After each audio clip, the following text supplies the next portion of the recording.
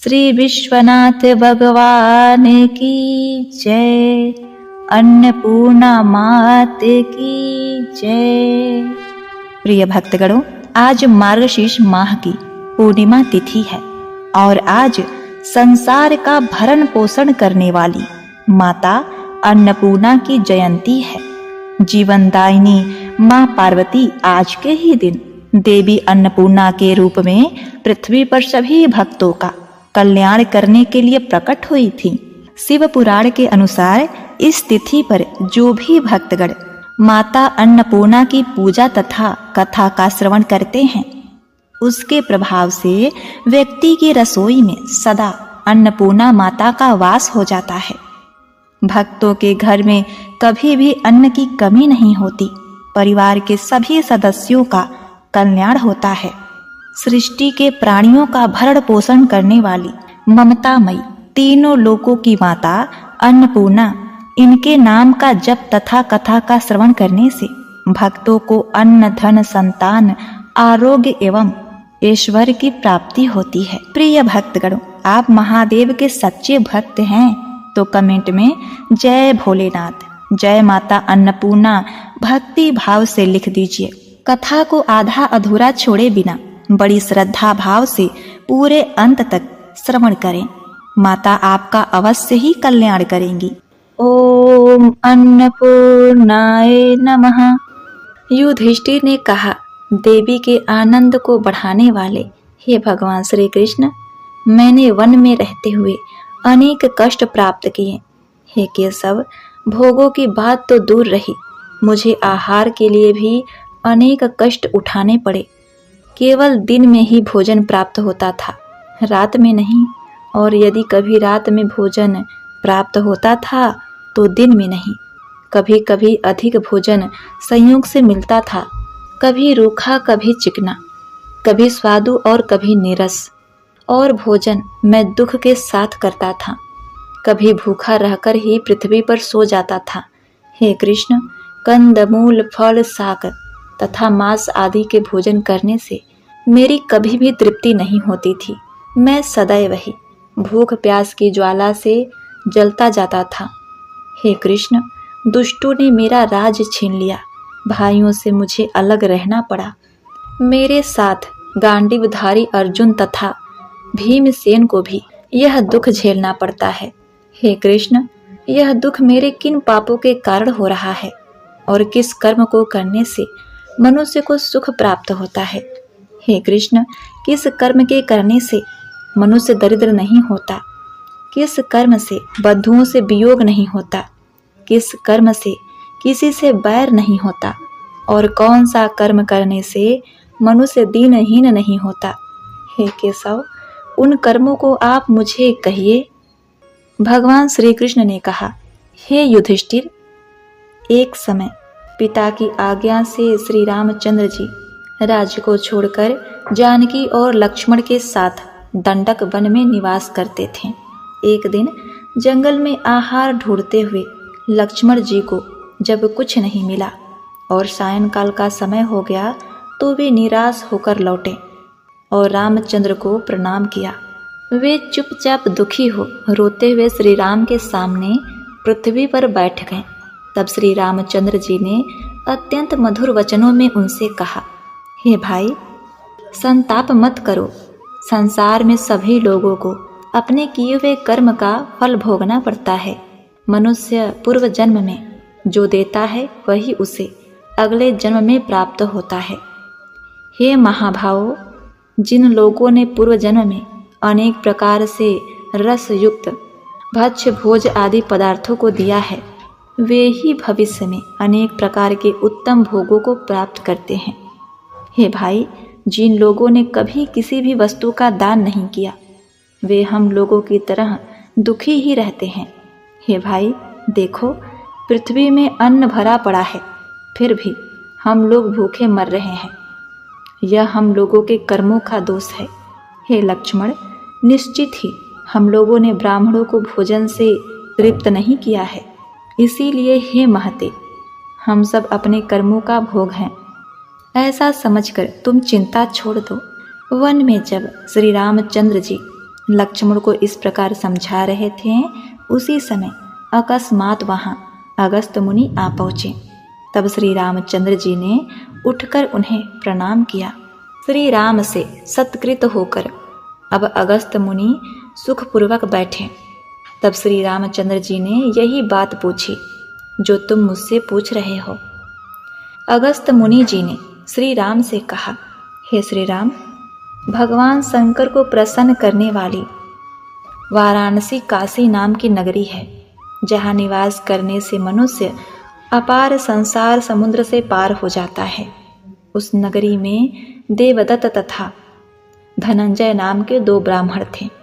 उनमें देवदत्त तो अत्यंत ही धनी था, परंतु धनंजय दरिद्र होने से बड़ा ही दुखी रहता था। उस दरिद्र धनंजय के कुटुंब भी अतः अत्यधिक दरिद्रता से उसे चिंता भी बहुत थी। इसीलिए वह विचार करने लगा, मैंने कौन सा पाप किया है जिससे दाने दाने के लिए दुखी हो रहा हूँ।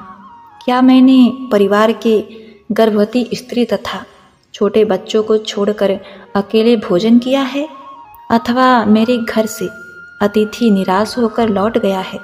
क्या मैंने अन्न की अपेक्षा की है, अथवा श्रद्धापूर्वक मैंने अन्न का दान नहीं किया है, अथवा अन्न पात्र होने पर मैंने उसकी निंदा की है, या क्रोध से उसे फेंक दिया है, अथवा क्या मैंने गली में पड़े हुए अन्न की अपेक्षा की है?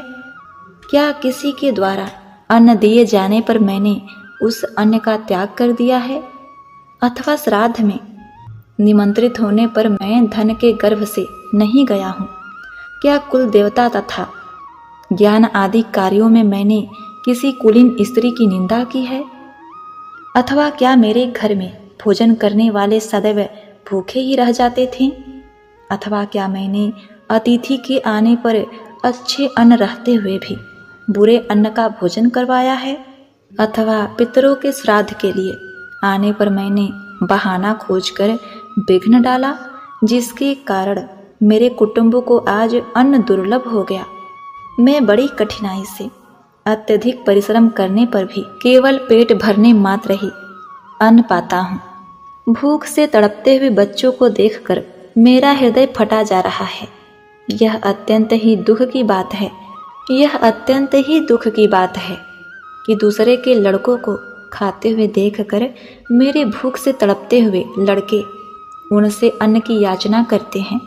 भूख से बिलखते हुए ये बच्चे जब दुखी माता को रोटी देने के लिए चिल्लाने तथा रोने लगते हैं, तो उस समय ये रोते हुए मुझे रुला देते हैं। भूख से तड़पते रहने के कारण इन बच्चों के मुख की कांति मलिन हो गई है।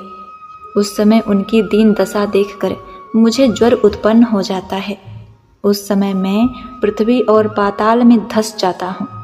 उस समय मुझे पता चलता है कि हाय, यह दरिद्रता मेरे घर किस पाप के कारण आई है। निश्चित ही मैंने क्लेशों को दूर करने वाले भगवान विष्णु की पूजा नहीं की है, अथवा सोना तथा गौदान नहीं किया, और एकादशी का व्रत भी नहीं किया। मालूम होता है कि मैंने दूसरों की स्त्री को वस्त्रहीन देखा है, अथवा कामातुर किसी शूद्र स्त्री के साथ मैंने संभोग कर लिया है, इसीलिए मैं दरिद्र हूँ। अथवा मैंने माता को अत्यधिक दुख दिया है, अथवा पिता और माता को अपने कृत्य से अलग कर रखा है, अथवा स्त्री का श्रृंगार देखकर मैंने ईर्ष्या से उसकी निंदा की है, अथवा ऋतु काल में पत्नी प्रसंग नहीं किया है, या भोजन करते समय स्त्री को गाली दी है, अथवा दूसरों की चुगली की है।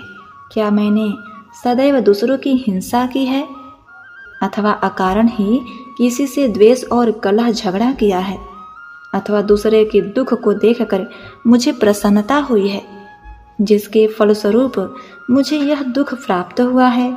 इस प्रकार से वह दरिद्र धनंजय अपने मन में बहुत सोच विचार करने लगा। तब वह ब्राह्मण निश्चय करके नियम पूर्वक रहने लगा। वह मणिकर्णिका में स्नान कर भगवान विश्वनाथ का दर्शन कर ज्ञान बापी में रुद्र सूक्त का जप करने लगा, और रात को मरकत मणि के समान हरे भरे कुसु को बिछाकर अपनी दरिद्रता का ध्यान कर भगवान शंकर तथा पार्वती का स्मरण करता हुआ नियम पूर्वक सो गया। उसी समय उसे स्वप्न में एक जटाधारी ब्राह्मण का दर्शन हुआ। वह ब्राह्मण स्वप्न में उस धनंजय से कहने लगा, हे धनंजय, पहले कांचीपुरी राजा का शत्रुमर्दन नाम का एक पुत्र था। उसका अत्यंत ही विश्वास पात्र हेरंबक नामक मित्र था। राजकुमार शत्रुमर्दन यदाचित हेरंबक के साथ शिकार खेलने के लिए जंगल में गया। वह राजकुमार अपनी सेना के साथ सुअर, भैंस, हिरण तथा खरगोश आदि का वध अत्यंत ही पराक्रम के साथ करने लगा। उसी समय पर्वत के समान विशालकाय एक सुअर दिखाई पड़ा। वह इतना भयंकर मालूम पड़ता था कि पृथ्वी को चूर्ण कर देगा और क्रोध से राजकुमार की समस्त सेनाओं को निगल जाएगा। राजकुमार की पैदल सेना ने उस पर चारों ओर से बाणों की वर्षा आरंभ कर दी और उसे पकड़ने के लिए सैकड़ों कुत्तों ने घेर लिया। वह सुअर भी सबको चीड़ के समान झटकता हुआ, कुत्तों को दूर भगाता हुआ राजकुमार की पैदल सेना के आदमियों को मारने लगा। घोड़ों के अंडकोशों को फाड़ दिया। उसने घोड़ों को भी भगा दिया। इस प्रकार अत्यधिक कोलाहल होने से शत्रुमर्दन भी वहां आ पहुंचा। उस पर शत्रुमर्दन ने अपने बाणों से तीक्ष्ण पूर्वक प्रहार किया। सुअर ने राजकुमार के बाणों की अपेक्षा कर उसके घोड़ों की ओर धावा बोला। राजकुमार का घोड़ा उस सुअर को आते देखकर भागा। तब सामने आते हुए सुअर को देखकर राजकुमार ने पुनः अपने तीखे बाणों से उस सुअर को मारा। राजकुमार के बाणों से आहत वह सुअर भी भागा और राजकुमार भी अपनी तलवार को संभालकर उस सुअर के पीछे दौड़ा। उस राजकुमार के पीछे घोड़ा न रहने से कोई भी पैदल चलने वाली सेना न जा सकी। केवल हेरंबक ही उसके पीछे पीछे गया, क्योंकि उसका घोड़ा राजकुमार के घोड़े के समान था। सैकड़ों कोस दूर जाकर उस सुअर को मार डाला और घोड़े से उतरकर जीना ढीलकर उसे ज्यों ही हवा खिलाने लगा। उसी समय हेरंबक भी वहां पहुंच गया और घोड़ों से उतरकर दोनों घोड़ों को हवा खिलाई। तत्पश्चात भूख तथा प्यास से उन वीरों ने भी थोड़ा विश्राम किया। विश्राम करने के उपरांत उन वीरों ने भूख और प्यास से व्याकुल होने के कारण किसी मुनि से जल के लिए याचना की। मुनि ने उन वीरों को अपने आश्रम में ले जाकर उनके मार्ग की थकावट को दूर करने का प्रयास किया। जब वे दोनों स्नान कर जल पी चुके थे तो मुनि ने उन्हें सूखा जानकर देवता, पितर तथा अग्नि को अर्पित करके बचे हुए शेष अन्न से प्राप्त अन्न पवित्र सावा का सत्तू उन्हें खाने के लिए दिया। मुनि के द्वारा दिए गए उस सत्तू को राजकुमार ने बड़ी प्रसन्नता से ले लिया और सिर पर चढ़ाकर बड़ी खुशी से भोजन किया। परंतु राजकुमार का साथी हेरंबक ने, जिसे थोड़े ही दिन पहले पर्याप्त संपत्ति मिली थी, सत्तू को देखकर घमंड से उसका त्याग कर दिया और उसने मुनि के द्वारा दिए गए सत्तू की निंदा की और उसकी अपेक्षा कर उसके दोष को कहता हुआ थोड़ा खाकर पृथ्वी पर इधर उधर फेंक दिया। उस मूर्ख ने मुनि के द्वारा दिए गए सत्तू का इस प्रकार अनादर किया। इधर राजकुमार ने पृथ्वी पर फेंके हुए उस अन्न को अत्यंत आदर से दोने में उठाकर जल के साथ मिलाकर पी लिया। इसके उपरांत आश्रम पर राजकुमार ने मुनि से विदा की आज्ञा मांगी। इस प्रकार राजकुमार अपने साथी हेरंबक के साथ अपने नगर पहुंचा और कहा कि जो तुम्हारा बड़ा भाई देवदत्त है वही उस जन्म में राजपुत्र था। उसने जो धन धान से युक्त होकर कड़ कड़ के द्वारा निमित्त मुनि के दिए गए सत्तू का उपयोग करने से काशी में जन्म लिया है और कड़ कड़ से निमित्त मुनि के द्वारा दिए गए उसी सत्तू के अनादर के दोष से वही हेरंबक तुम के ब्राह्मण हो, जो अत्यंत ही दरिद्र तथा दीनहीन होकर पृथ्वी पर इधर उधर डोल रहे हो। इस प्रकार जो लोग अन्न का अनादर करते हैं वे सदैव दरिद्र रहते हैं, उन्हें कभी भी पेट भर अन्न नहीं मिलता और हमेशा दुखी रहते हैं।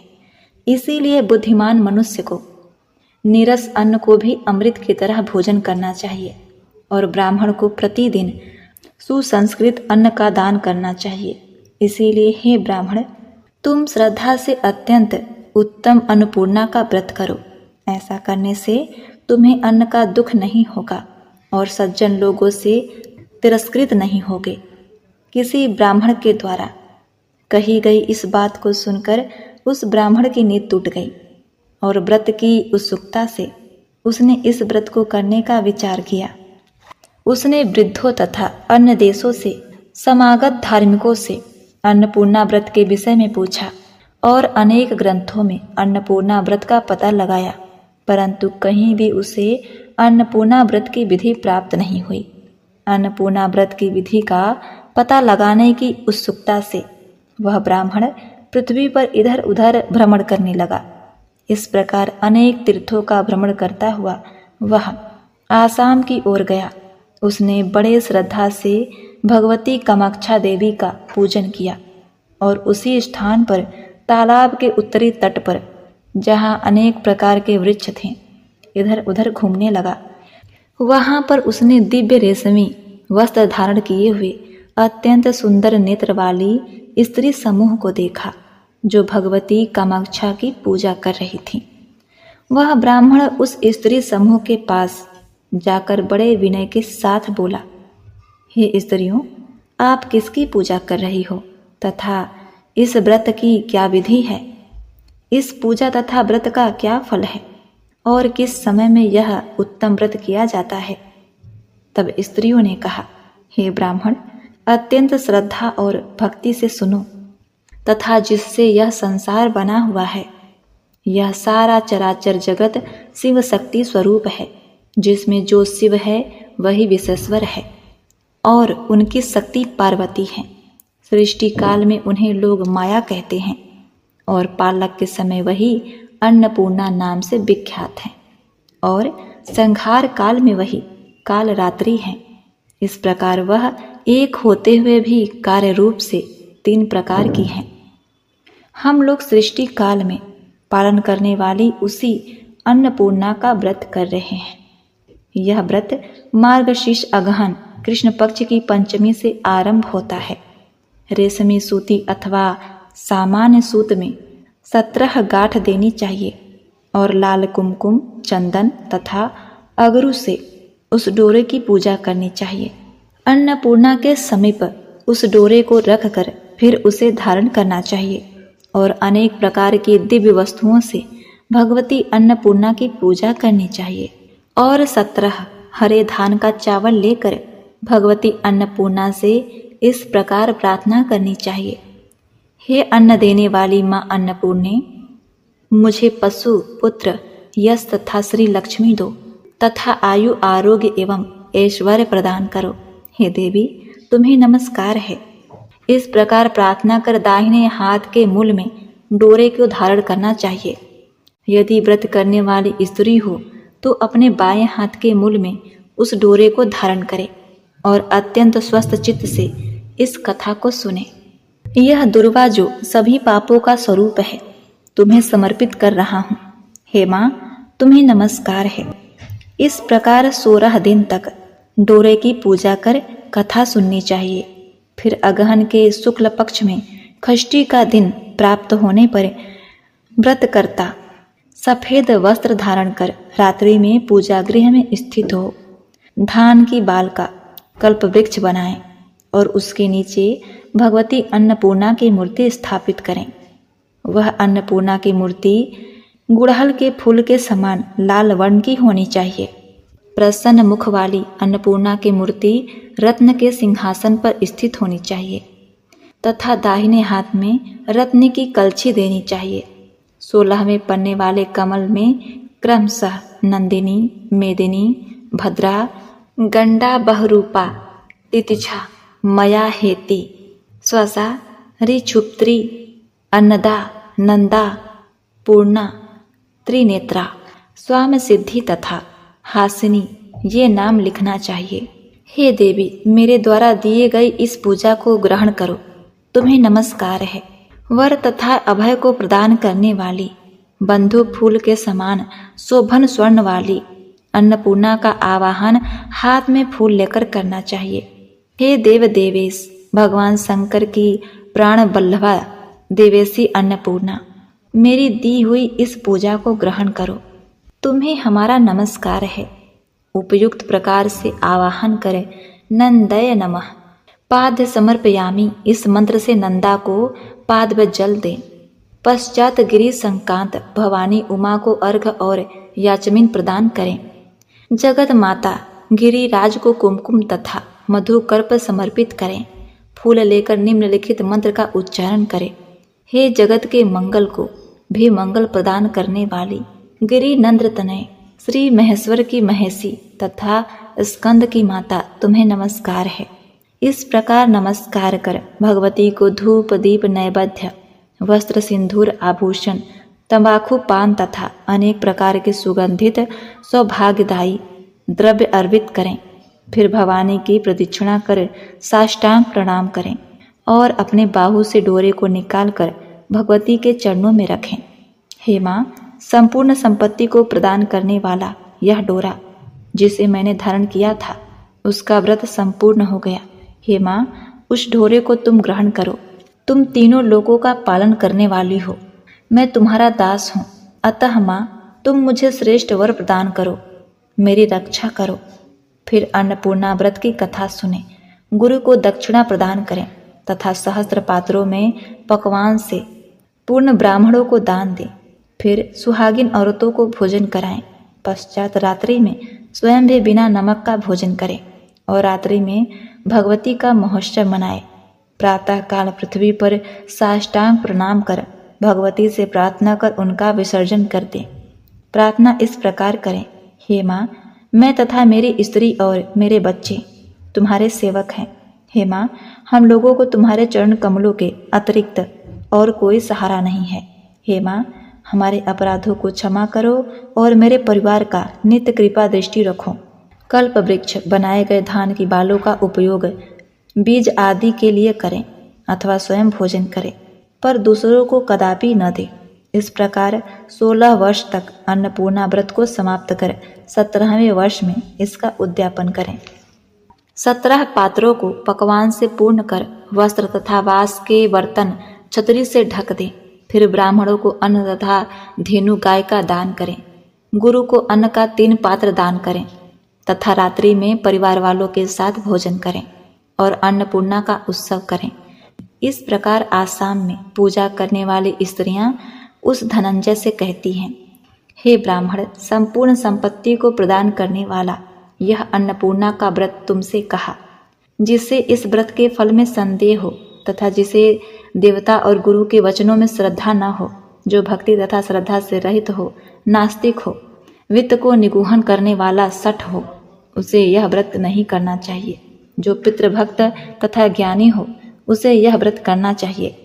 उस स्त्री के द्वारा अन्नपूर्णा व्रत को सुनकर धनंजय बहुत ही प्रसन्न हुआ और अपने जन्म को कृतार्थ समझता हुआ स्त्री समूह को प्रणाम किया। फिर अन्नपूर्णा का व्रत करने लगा। वह इस व्रत को करके अपने घर काशी गया। उसकी लक्ष्मी समृद्धि प्रतिदिन बढ़ने लगी। मतवाली हाथी तथा घोड़ों से उसका घर सुशोभित हो गया था। उसके घर में सोने की सीढ़ियां हो गई। उसके नेत्र कमल के समान सुशोभित हो रहे थे तथा गले में स्वर्ण का आभूषण सुशोभित हो रहा था, जो सुंदर वस्त्र धारण किए हुए थी। ऐसी अनेक दासियों से उसका घर समलंकृत हो गया। 1 वर्ष के भीतर ही वह कुबेर के समान लक्ष्मीवान हो गया और राजकुमारों के सदृश उसके भव्य घर में विचरण करने लगे। उसने अपना दूसरा विवाह कर लिया। प्रथम विवाह वाली स्त्री के कक्ष से अलग दूसरे अलंकृत घर में अपने स्त्री से रमण करने लगा। एक समय उस ब्राह्मण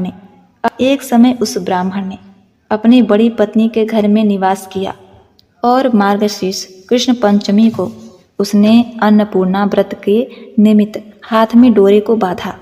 फिर भोजन कर वह अपनी दूसरी स्त्री के घर गया और दूध के समान स्वच्छ शैया पर बड़े ही आराम से लेट गया और वह निद्रा में चला गया।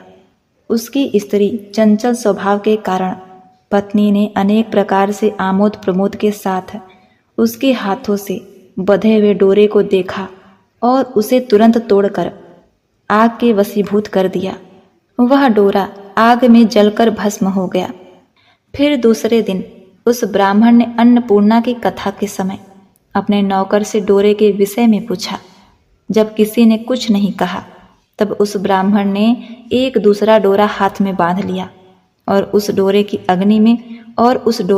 अग्नि में जला देने से उस ब्राह्मण की लक्ष्मी वर्ष भर के भीतर ही घर से चली गई और वह धनंजय पहले की तरह दरिद्र हो गया। उसे कहीं भिक्षा नहीं मिलती थी। वह घबरा उठा और विचार करने लगा कि मेरे डोरे को किसने चुरा लिया। जिस दिन से मेरा डोरा नष्ट हुआ उसी दिन से मुझे दरिद्रता ने घेर लिया।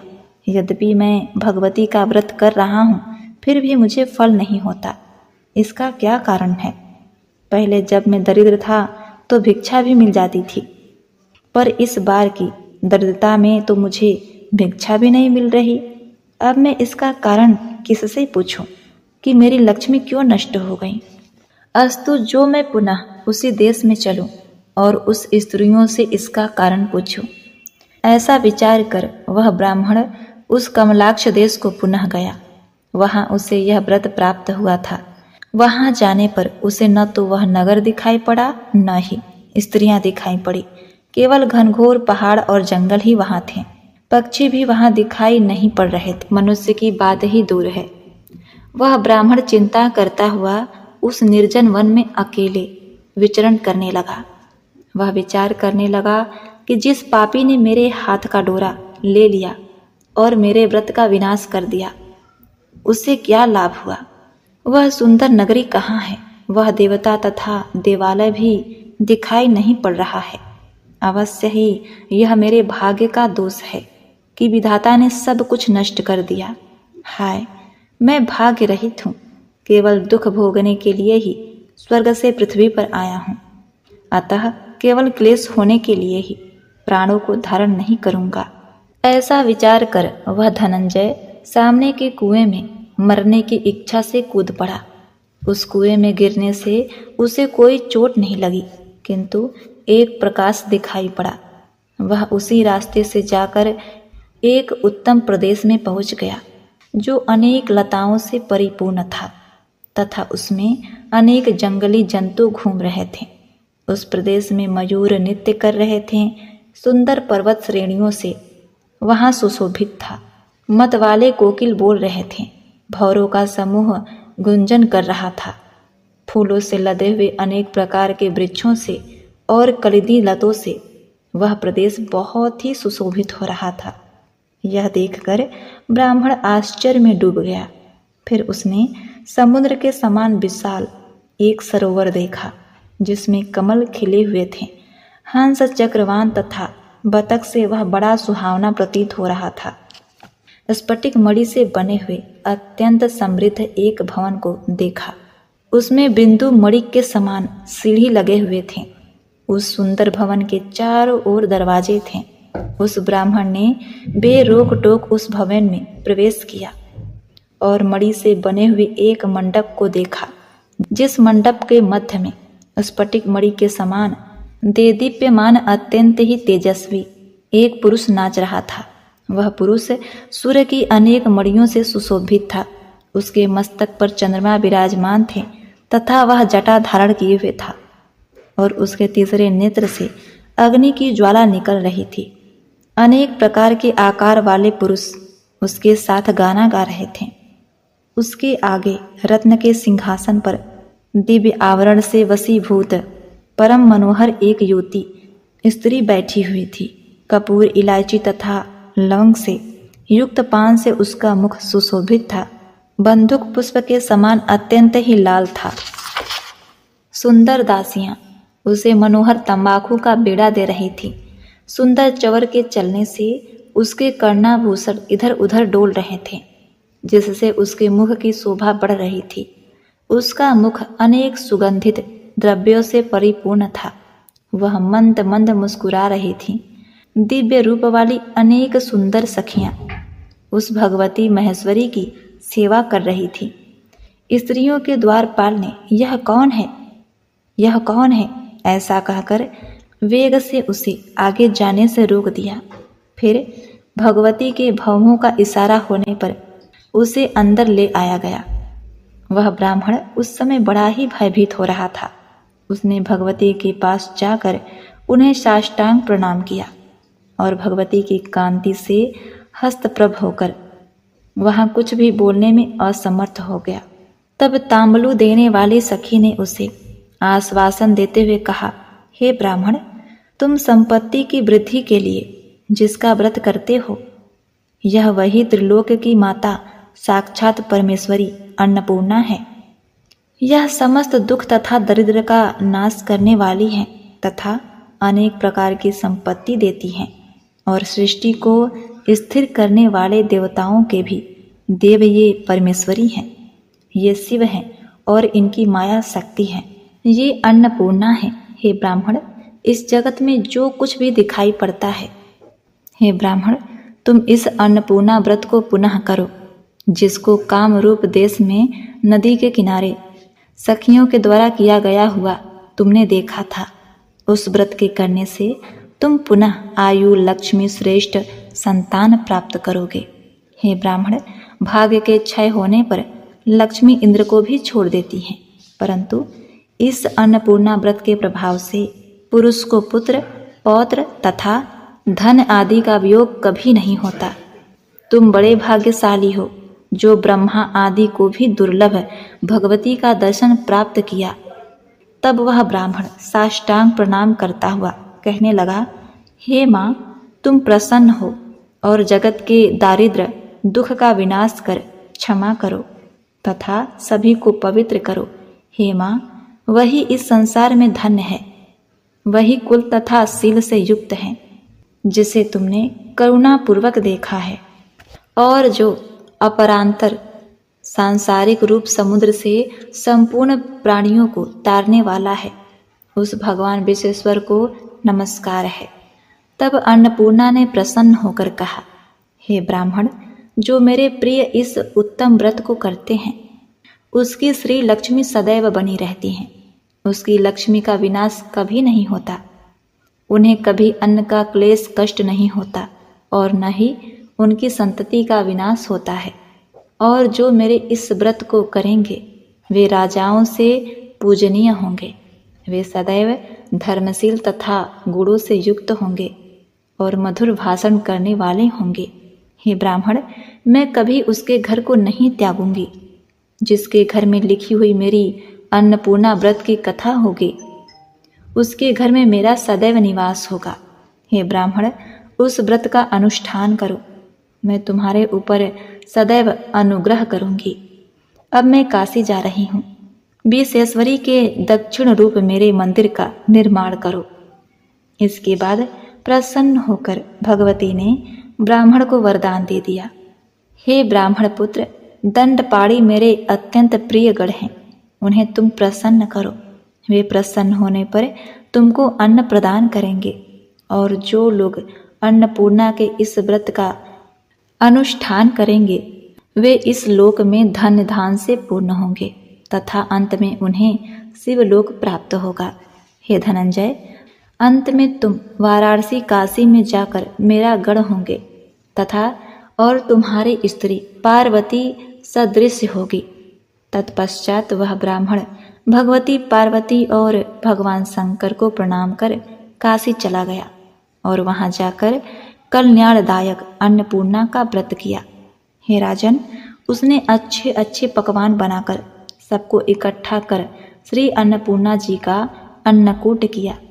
इतनी कथा सुनाकर भगवान कृष्ण ने युधिष्ठिर से कहा, हे राजन, व्रतों में सर्वश्रेष्ठ इस अन्नपूर्णा व्रत को करके भगवान रामचंद्र जी ने पुनः अपनी राज्य संपत्ति एवं सभी सुख सुविधाएं को प्राप्त किया।